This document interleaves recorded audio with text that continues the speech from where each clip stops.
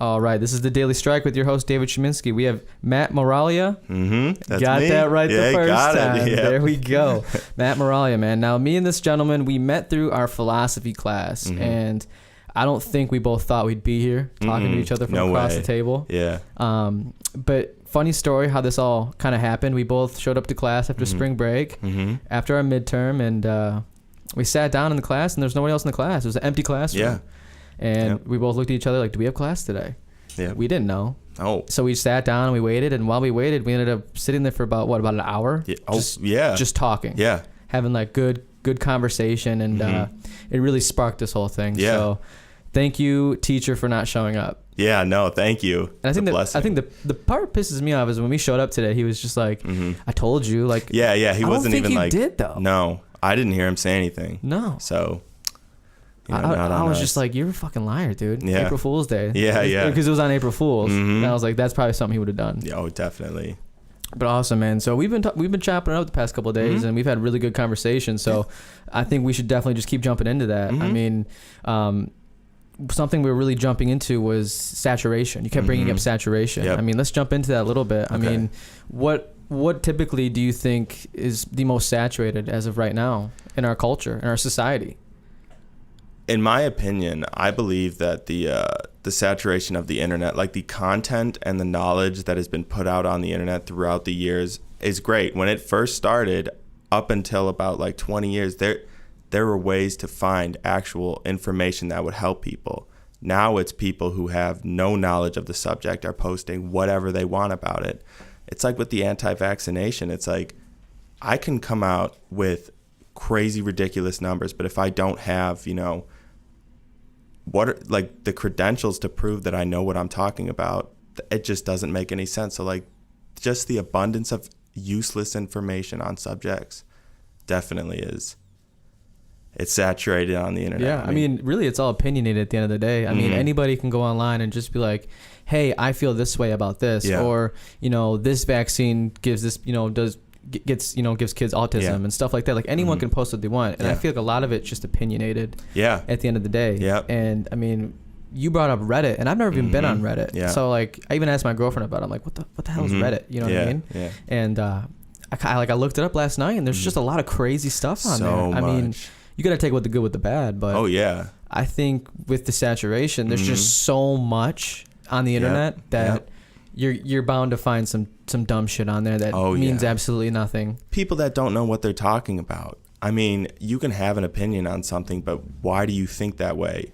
I mean, is it because your parents influenced you? What, like, things in people's life influence them, whether it's teachers, whoever they look up to, brothers, sisters, and they form opinions that way, but they only know the surface level. They don't go deeper. Yeah, I mean, and a lot of it too is just like the fact that, these things, we have phones, you can look up anything you want on your phone, and based on, whoever they follow or whoever that they're attracted to on social media, they're going to kind of abide by those standards and not really live their own life at that point, it's a wild world we live in. And it makes me think of Yelp. When you said Reddit, I thought Yelp, and dude, Yelp is a hell of an app, dude. Like, I'm still in the restaurant industry, but when I used to manage restaurants, dude, the amount of Yelp reviews that I've had to answer to, I hate, it's the worst. Like, people will literally write a 10-page essay on how cold their asparagus was, but everything else is okay. But the asparagus, you ruined my whole entire meal. My experience is ruined. I'm telling all my family and friends, don't go to this restaurant. Like, that's a scary thing, especially with, it goes right back to saturation, is that these people can just literally leave any type of review they want, use any kind of literature or language they want to use, and that could affect every person in that restaurant. Because at the end of the day, all those people work there. You know what I mean? Just because your asparagus is cold and, you thought maybe you received a little attitude, but really it wasn't attitude. You just affected so many lives. Yeah, I mean, I think it's going back to what you said about how people, they see these unrealistic like images and standards that when they leave those bad reviews, like they expect perfection because of what they see online. Like Gordon Ramsay, dude, you gotta. Yeah, chill out, dog. You know what I mean? You get what you pay for, essentially. You know, and that's just like, if you're at like a fine dining place where you're paying for it, I respect, I understand, but you don't need to go on Yelp and write that 10-page essay. Like you could have used that energy for something else, like way more totally. positive. Yeah. And, but some people just got nothing better to do. They focus on the bad. And see, it's hypocritical for me to say, because I've left a Yelp review before, and it was like back in 2015. We were at I want to say it was Applebee's or Chili's or something like that. And man, I wish I could pull up my phone, but it was just the most ignorant review, and I felt so bad afterwards. You know what I mean? Because I'm just like, the things I was saying, it's just like I didn't realize that, maybe that person's having a bad day. Maybe the server or whoever was cooking the asparagus was like having a rough day. Minimum wage job. You know what I mean? Like they're probably not getting paid what they think they should get paid. Or it's a shitty job, dude. I've seen it. I've worked in the kitchen. I've done it all, dude. It's shitty work. Slaving for other people while they're just chilling, eating food. You know what I mean? And they can kind of talk to you whatever they want to talk to. I call it, it's like restaurant etiquette. And I always bring it up at where I work right now, because I work at, it's like a family bar, but it's where everyone goes to get really turned. You know what I mean? So there's not a lot of manners going on. And I'm always like, dude, they don't have restaurant etiquette.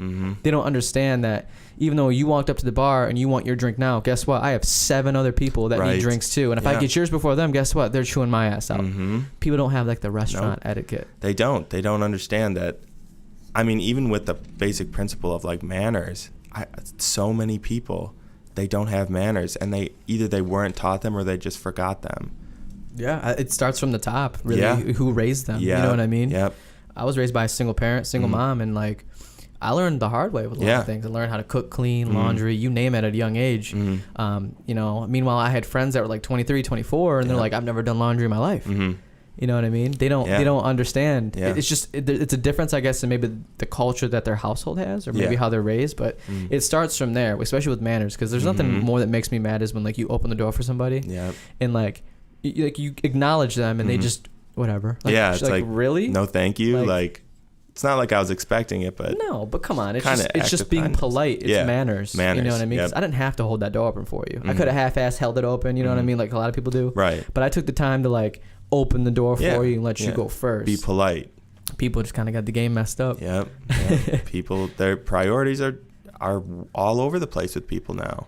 I mean, yes and no. Yes and no. Well, I feel like some people, their priorities are just set on, whatever their parents kind of set them on. Like maybe they're not making their own choices, but okay, when you say priorities, right? Like, here's an example. I have a buddy of mine. We're complete opposites, and like his priorities are basically like, I'm going to get a corporate job in the corporate world. I'm going to go to college because that's what my parents told me to do. Right. That's his priorities. Yep. You know what I mean? Yeah. Whereas for me, I don't have those views. You know what I mean? I'm going to go to college, right? But I don't want that corporate job. Like I want to own something. I want to run something. I want to be the boss.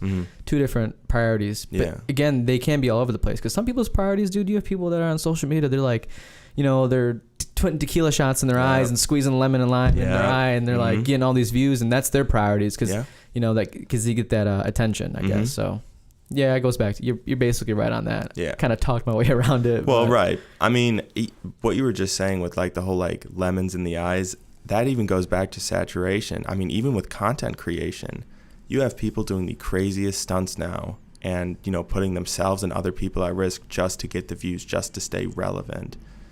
I mean, it's absurd what people will do now and how far they'll go, the lengths that they'll go. Yeah, and then they have that that's the scary part is too, is they have the platform, and they have the followers, and they have the viewers and all that, and all those people that are watching that, they're on the app, they're easily influenced as it is. You know what I mean? So if you're out there putting out dumbass shit that's not really adding value to anybody. It's like poisonous almost. You know what I mean? Like I'm not gonna sit here and say when I'm in bed late at night I'm not watching funny ass videos on Instagram and Facebook. I do. You know what I mean? But I know how to kind of separate myself from it, and I've actually tried to focus more on the positives. You know what I mean? Like listening to podcasts and not giving those negative posts attention. I try to find things that I can learn from. You know what I mean? And even when I watch TV, like I watch some shows, but like recently I've been just kind of digging into more informational things because I just want to learn, because none of this other stuff has value, dude. Like, I don't care that you just bought this car. I don't care that you put lemon and lime in your eye, dude, and you probably can't see anymore. Like, that's your problem, dude. Like, I don't care. I'm going to laugh at you, but is it going to add value to what I'm trying to do? But that's the life that the people that portray that's the life that everybody wants to live, doing crazy stuff and just not caring. But it's nuts, right? Because I'm going to put this out there that a lot of the people that go on YouTube are kids, right? So they're naive, like you were talking about. Even the emergence of like new channels, just people doing, again, making challenges like the Tide Pod challenge. Like that was nuts. Yeah, like that's like that can kill you. And just because some big popular celebrities on YouTube did it, now the kids have started doing it. Do you think like those people are held by like the law, like because of that, because of their influence? Maybe, like, I guess because technically they're not telling people to do it. No, but they're not saying not to. Exactly. I mean, there was something that I heard in a podcast that said if you put a disclaimer in the video, like, I mean, you're covering your own ass. Yeah. Right? Like they can't do anything because you said like, do not try this at home. But if you're known as one of those, funny people that don't really, I mean, if you're breaking the law on camera, right? And you put that in, but you still do it in every other video, kids are going to do it too. They don't see you getting any repercussions. So of course they're going to do it. Oh yeah. So they see you getting like the, what's the word? The hype and the clout, what I mean? And they want that attention because kids today and even adults, they crave that attention online. Like I've had to unfollow a couple of people on Facebook because, dude, they're just like, they crave so much attention. And I had to follow a lot of people on Facebook and certain social media platforms because they're just craving so much attention. You know what I mean? And some people might be like, but David, like you're posting all this stuff on social media too. Like you're doing this and that. Yeah, I am. But you got to look at what I'm posting. I'm leaving you with value. Yeah. Right. At least I'm attempting to. I'm doing it in a positive manner. Some of these people are just posting to post, anything. Dude. Like literally, it's crazy. I'm just like, I don't want to see that. Like, I don't care about, this magical pill that's going to make me lose weight. Like, dude, I don't care. Nope. Yeah. Nobody cares. Yeah. But maybe that's me being hard-headed because maybe there is a group of people that care. But I just, that's the steps I've taken to remove myself from that because it's just, there's no value there. And I think I'm not saying it's going to fix itself because, technology and social media is so far ahead and we're still going, what I mean? Yeah. But I definitely, I got this from, I don't know if you watched the Joe Rogan podcast experience with Kevin Hart.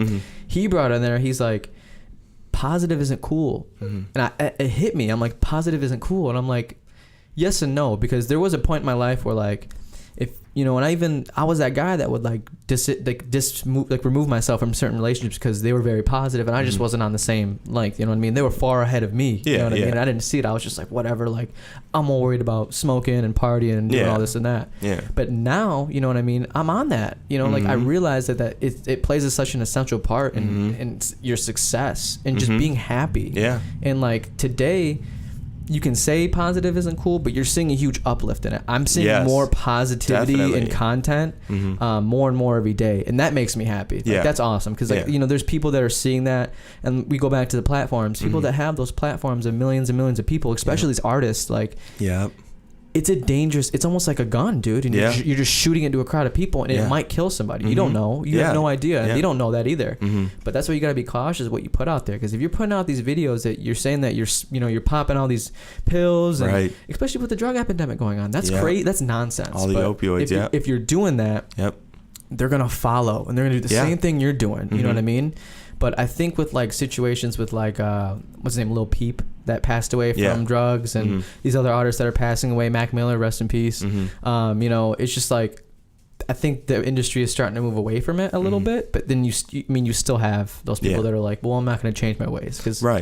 But people don't realize that, man. Sorry, I had to go on a little tangent about that. But it just really like winds me up a little bit, because if I had that, like, I want to have that platform. I strive to have that. Right. So it's just like, some of these people I just feel don't deserve it.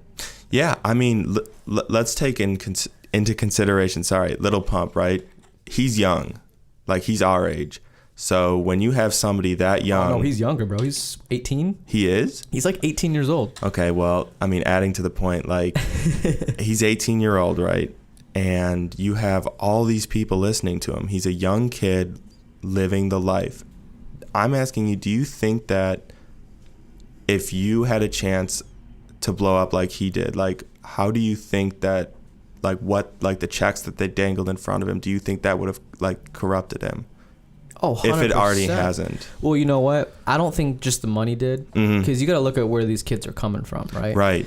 Here's an example, right? And this goes to like a relevant topic. Nipsey Hussle, right? Rest in peace. Yeah. You know what I mean? Yeah. I'm sure when he first started and a lot of these artists started, they came out of the gutter. You know what I mean? They had to hustle and grind, and they could have stuck with the crack game or selling drugs or whatever they were doing. You know what I mean? Because I mean, I sold weed as a kid. Like I was in that, and it's not the life you want to live. You know what I mean? Yeah. So a lot of these artists, I feel like it's how they were raised and how they came up and the people that around themselves. You know what I mean? So, but I mean, even looking at Lil Pump, he's 18, right? And he has a lot of money, a dumb amount of money. But the saying like Nipsey Hussle, like he grinded, like he needed to survive, right? Oh yeah. So I think there's a difference between having to work your ass off. No, 100%. I'm saying like the influence that you get. Like I'm not trying to say they're the same, but I'm saying like Nipsey was influenced because of his upbringing, right? So Lil Pump was influenced by his upbringing. Two different. Nipsey was 33. Yeah. Is it two different generations? I'm not sure what the generation. I think so. Yeah. So two totally different generations and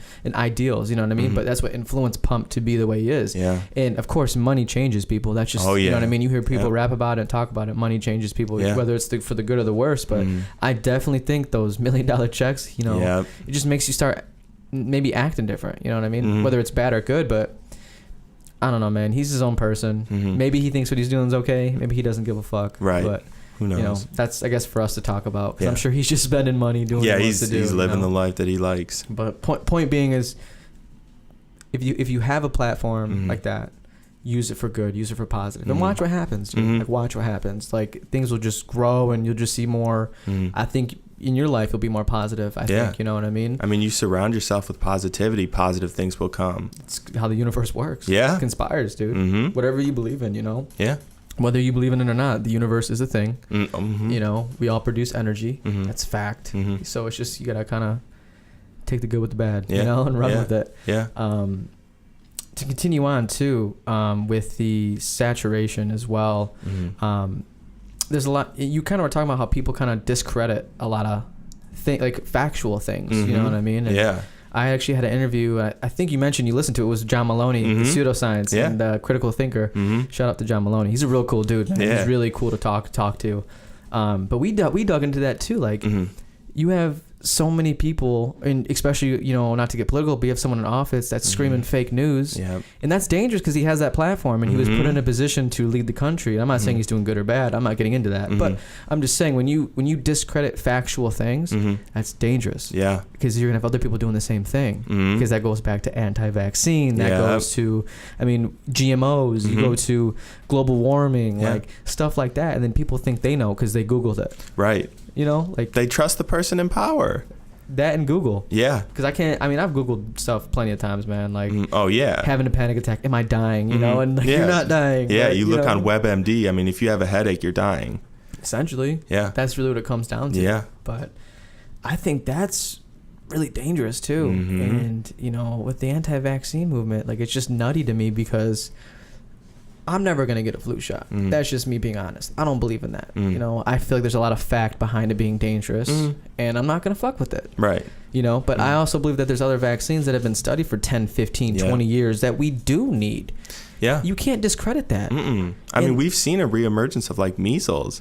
Outbreaks. Yeah. Outbreaks. Yeah. Happened in years. Crazy. All because people think and they believe what's going on social media is like, or whatever is on the internet is true. They believe it. They're sheep. Dude, it's nuts. I know. Kind of like those sheep yesterday. Yeah. We were walking around talking yesterday, and there's just sheep just all herded together doing the same thing. And it's literally what it is. It is, yeah. It's a dangerous game, man. It's mindless. And, like, a lot of the stuff, like, you just Google, like, you don't know where it's coming from, you know? Yeah. I mean, what are your credentials? Like, how can you tell me that, you know, I'm supposed to take an aspirin and not 2 aspirin when I have a headache? Like, how can I trust anything you say? I don't know where you are, what, you know, you've studied. Yeah. It's dangerous. It's a dangerous game. Yeah. It's very dangerous. Yeah. And I think it goes to, I was going to bring up how, God, I just lost my thought, man. I literally just lost my thought. Credibility for people. And it goes to one of the articles we were reading. I think it was Hunter Thomas, his letter to his buddy. Yeah. That was asking for advice. Yeah. And he's like, you got to be careful because not everyone that you get advice from it's not, how are they credible? Do you know if they know what they're talking about? Or are they just saying it to say it, to blow smoke up your ass? Right. I felt that on a real deep level because I've asked for advice from a lot of credible people, but I've also asked advice from the wrong people. Right. And I didn't know, you know what I mean? I was young-minded. I wasn't like, out of the box. And I mean, it clearly took me to certain directions I didn't want to go, but that hit me hard when he said that, you know, not everyone's advice is good advice. It's the blind leading the blind. And and you need to decipher between the two. And that just like blew my fucking brain, dude. Yeah. It's hard to differentiate between, you know, who's trying to help you and improve your life and who's trying to, you know, help you to go in the path that you don't want to go but looks nice. Yeah. I mean, and dude, that's like so true, because you could, like, because people, you don't know until you don't know until you know. That's the way I look at it, right? Yeah. You surround yourself with a group of guys that you're close with, and you think they're friends, and you think they care about you, and they call you bro. Yeah. But do they really love you though? You know what I mean? Like that's the question you got to ask yourself, and it goes back to the whole Nipsey situation, right? Yeah. He did so much for his community. Yeah. He did so much for black families and black-owned businesses, and you know, he just had the entrepreneur mindset. Yeah. And all because of a little disagreement. Yeah. You know, he gets shot 6 times in front of his store. Yeah. A store that, you know, that helps the community. Yeah. It just makes you wonder, like, are you safe? Like, no matter what you do, as much as good as you try to do and put out into the world, are you safe? Because there's those people that, you know, they might, you know, they're in the sidelines, you know, screaming, go you. But when it comes to game time, like, they're snakes. Dude, they're snakes. Yeah. Drop of a hat, they'll turn. And that just, it kind of hit a lot of people hard, you know, rest in peace. You know, he was a great guy, and, you know, I hope his, like, legacy lives on, but just stuff like that makes you think, like, are you safe? Like, no matter what you do, and when you have a platform that's positively influencing people, what about that group of people that you got to count that is, you know, maybe not looking out for your best interests, or they disagree with your opinions, and it just goes back to saturation, because people are going to believe what they want to believe, and they're going to discredit you just because I don't think they realize that you have an opinion too, and they're like so hard-headed, like, no, it's this way, it's only this way. And I used to live with a guy like that. That was my that was my fucking mom's ex-fiance. I think it's fiance, right? Yeah. Not a husband yet. Yeah. Dude, he was such a dick, dude. He was just so angry and just miserable all the time, and he was always right, and there was nothing else, you know what I mean? And at a young age, I was manipulated by it, you know what I mean? Because you know, he's my superior at that point. Yeah, you trust his word. Yeah, you know, because he's lived, you know, X amount of years, and he probably has more knowledge. You just kind of, you know, believe him, you know? Yeah. But, like, as I look back now, I'm like, dude, like, this guy didn't know what the fuck he was talking about, you know what I mean? Like, goes back to the advice thing. Was his advice credible? Not really. No. You know what I mean? Like, he would just be drama filled and angry all the time. Those are the worst type of people. And like, I feel bad because my mom didn't realize it till the last minute. I never liked this guy, but she, you know, he made my mom happy, so like I understood and I respected her decision. You know what I mean? But it just goes back to like, I just feel so bad because she realized real late, and I saw it right away. You know what I mean? I could tell by his actions, and you know, and I think a lot of it was he had issues within himself, insecurities, and you know, he wasn't happy with his life, or he might you know, I know he had a traumatic moment in his life. I'm not going to talk about it on air, but you know, I'm sure that has a lot to do with it. But he was just, those type of people, you need to get the fuck away from you. Yeah, you know what I mean? They're toxic as hell, manipulative, and like, and I could tell because like his energy was just so negative. You could feel it in the room that he was just like, he needed something to be pissed off about. The tension. Seriously, like he was bald, and I can tell, like, when his head was always like steaming red. It just looked red and shiny. I could just tell he's thinking about something to be mad about. Yeah. Like, I'm gonna go the fuck downstairs and not come back up because I don't want to talk. I just did not want to be around that guy whatsoever. Have you like had any situations like that with people in your life? People that are just super toxic like that? I have. In my situations, it's more or less like they come into your life, and I mean, even to start off with, like, I'm a very like closed person. Like, it takes a lot for me to trust. And I think like we were talking like before, we're all just, you know, collections of our past experiences. Yeah. So I've been burned in the past. Like, it doesn't feel good. Like, I believe it's changed me. But what I did was, you just have to, you know, seal up the wound and keep going.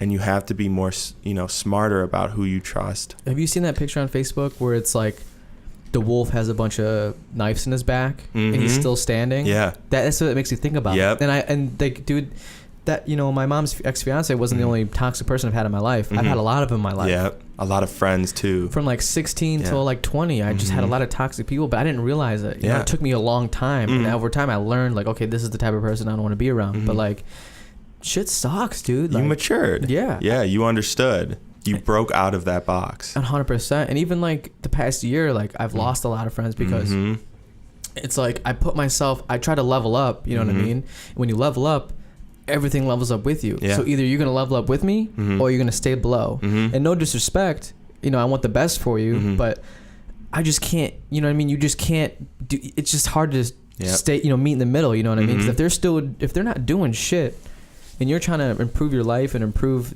things around you and surround yourself with positive people, it just doesn't work. They get jealous though. Yeah. And that's where like things like, you know, what happened in Nipsey come in place. You know what I mean? People it's just jealousy. They see and they portray things on social media in their opinion. And, you know, they're going to either positively put it out or negatively. And that's what that person, he negatively put it out. You know what I mean? He didn't like one thing he said, left, came back, 6 shots. And that, you know, that's all she wrote, you know? Yeah. It's a scary world, dude. I know. I mean, even though we keep expressing, you know, freedom of speech, you know, you can say what you want to say, you can't. You know, there are things that you can and cannot say. And if you say some of the things that you can't say, you'll get killed for it. Or even if something, you know, you say something that somebody disagrees with, I mean, I would assume that I would have a target on my head if I did that. Yeah. I mean, even in today's society with, you know, people are crazy.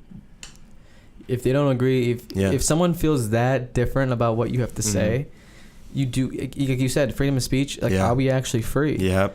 And I think I've brought that up before. I think, have we talked about that in class? I think we have. It was like one of our first classes. Yeah. And it's just like, is it really freedom of speech? Because can you really say what you want to say? Because you could stand up in a classroom and scream whatever you want to scream, and it's freedom of speech, but guess what? There's consequences. Definitely. If you scream, you know, fuck the teacher, like the teacher's not going to take that. You know what I mean? It's free speech, but you're going to deal with what's going to come next. You know what I mean? And that's getting kicked out of class and whatever's going to happen. I don't know, you know? Yeah. Crazy world. I keep saying that, but that's just the truth, man. Yeah.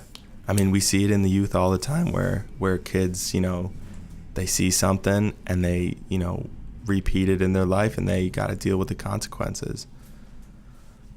It's just what happens. Yeah. It's a cycle. Yeah, almost. Definitely. When we were sitting at Starbucks yesterday and talking, we got to talking about how, like, you know, the mass media manipulation in between, like, marketing and stuff like that. Yeah. And the funny thing is, though, is like, as I'm talking about it, like I told you, when you walk into Starbucks, they have those cold brew coffees or whatever. It's poured like a Guinness, you know. And I don't drink. You know, I've been basically sober for almost 2 years. You know, I had a little beer like a week ago, but I didn't finish the beer. I threw it out. You know, Matt got mad at me because it was his favorite beer. He's like, "What the fuck?" Like, I'm good with coffee or Coke. You know, I just don't like to drink. You know, and I don't know what it is, but I saw that picture. I'm like, I gotta try this, and I hated it. It was disgusting, but just because of the picture and the marketing and the colors, like it just got me stuck into it. And the reason I bring this up is because, you know, mass media, the manipulation is crazy, dude. I mean, you can go from, you know, McDonald's, for example, right? The arches, it's red and yellow, chemically make us hungry. Yeah. And even though, you know, it's known all over social media and everyone knows that McDonald's is not good for you, they still have billions of people eating there every single year. And are you going to tell me that they don't know?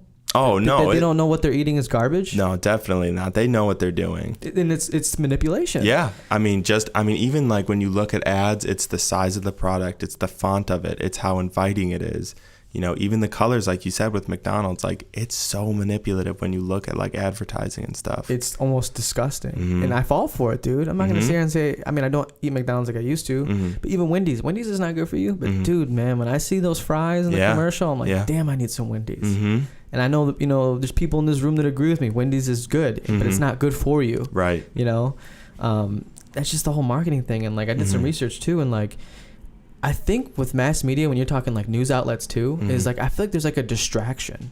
Like, like sometimes I feel like we're getting distracted from actually seeing what, like, things that actually matter. You know what I mean? You look at like TMZ and all these gossip news channels, like, those are there to distract us, dude, because none of that shit matters. No. None of it matters. Like, it doesn't matter what's going on in Kim Kardashian's life. Is it going to affect you? Does it really affect you? No.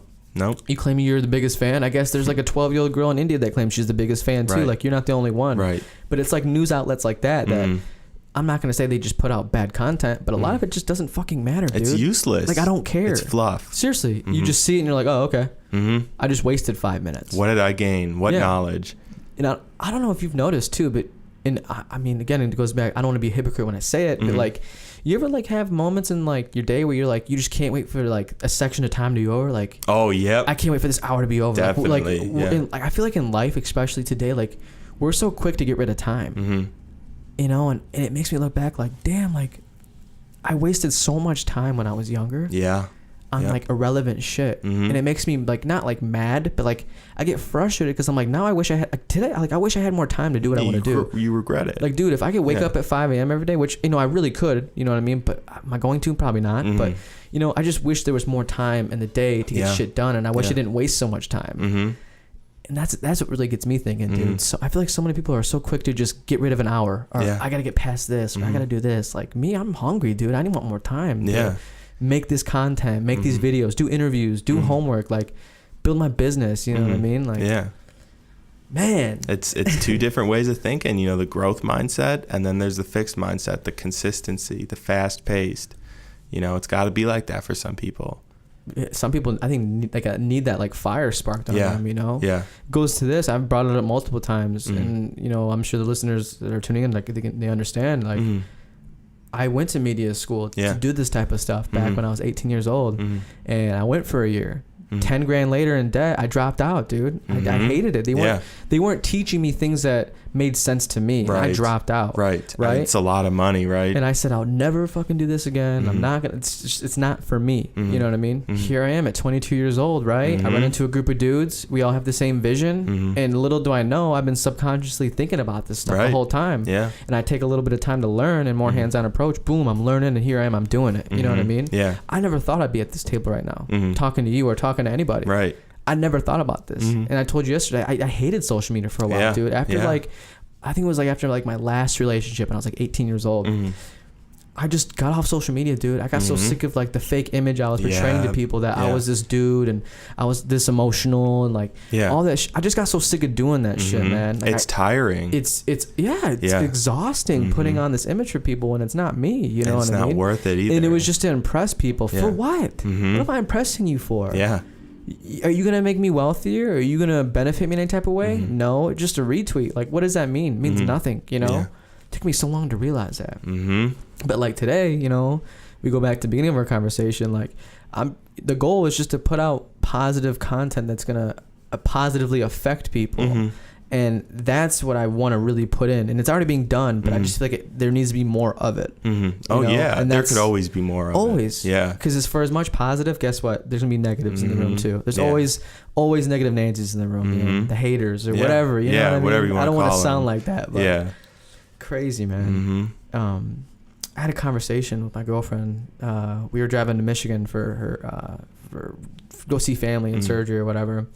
And I was telling her this story. This dude came up to me at this event and he like saw our stuff and he was just like, your stuff's so awesome. And like, he's a real cool dude, you know what I mean? No disrespect. But like, he was just kind of like sucking my dick a little bit, you know what I mean? And it's cool. Like, no, like he was a cool ass dude. Like we chopped it up after. He meant good intentions, you know what I mean? Yeah. But my girlfriend was like, you know, for women, because men and women experiences are different. But she's like, for women, when a girl does that, usually they're haters. Like, they pretend they don't know you when they first meet you, but low key they've been stalking you the whole time. They're rude. They're sneaky. It's like a sneaky, polite way of saying like, I know who you are. Yeah. Like kind of fuck you in a sense, you know? It's the toxicity. Yeah. Not that that's what he was doing, but my girlfriend was like, for women, it's different in that situation. Usually that's what it is. And I'm like, that's so funny to think like, even though they're being so nice to you up front and shaking your hand, they're really haters. Yeah. You know what I mean? Behind closed doors. Got me really thinking, man. You can't trust anybody anymore. I mean, in the terms of like, there are people, but I would say the biggest majority of like, now it's turned to personal success, and a lot of people now shoot anybody down that won't help them achieve it.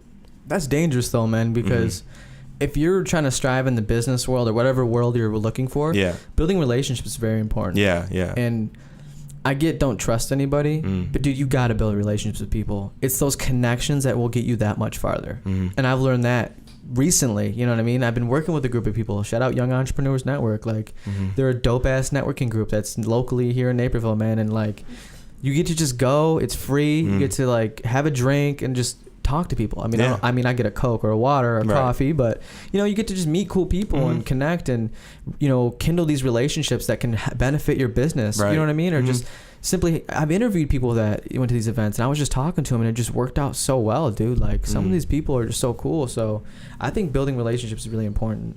That's actually something I wanted to talk about too. Is but deciphering between relationships is like you said, how do you know if someone's being fake towards you? Are they really showing real love towards you? You know what I mean? Like, how would you go? How do you decipher? Because you said you're a really close person. You know what I mean? So like, when you do let people in, do you ever have like that worry, like, oh, like maybe this person isn't the best, has the best intentions? Like, well, how I approach it is, if people want, basically how I do it is, if somebody wants to come into my life, like they actively, you know, hang out with me, text me, and it's not like I need that to, you know, to let people in and have them, you know, have me trust them, but it helps, you know, knowing that they're there. And especially if you like say like, I need somebody, like I need a friend right now, and they're there constantly checking up on you, it's nice. And I mean, that's a huge factor of how I can differentiate, and I guess just the general openness between two people.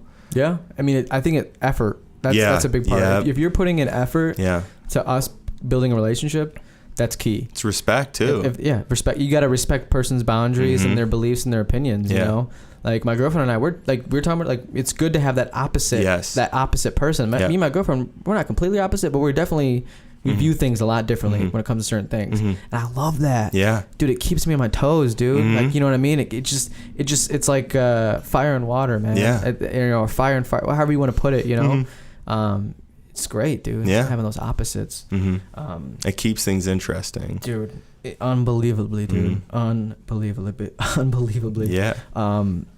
I wanted to bring up too, you know, I've got to wrap this up a little bit, but I want to bring up, in class today, we had that kid we were talking about the homogeneous and the heterogeneous, right? And the heterogeneous being like, you know, the top of the ladder, right? You know, you're surrounded by a lot of different people. And the homogeneous is where, like, you know, which one do you feel safer on, the top or the bottom, right? And he was like, well, I feel safer on the bottom. I want to be surrounded by a bunch of me's. And I'm like, dude, I couldn't live like that. No. Could you imagine living with like a bunch of you's? No way. I'd kill all of me. Yeah, I was going to say the world would go mad. Dude, seriously. Because I just couldn't imagine being surrounded by the same people every day, just because that feels safer.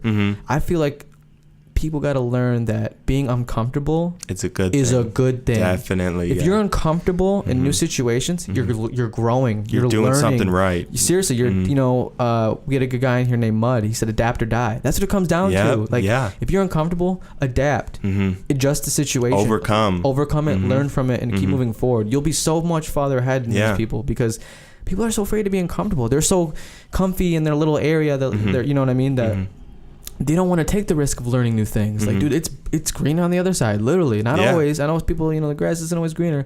It is. It can be. But it's all about your perception, how you view it. I mean, if it's not working, you know, the way that you're living right now, why not go see what's on the other side? Yeah. Yeah, I mean, what do you got to lose? Yeah, exactly. You know what I mean? Everything to gain and nothing to lose. Seriously. We're going to wrap this up, man. You know, I definitely appreciate you coming out today to talk this up, man.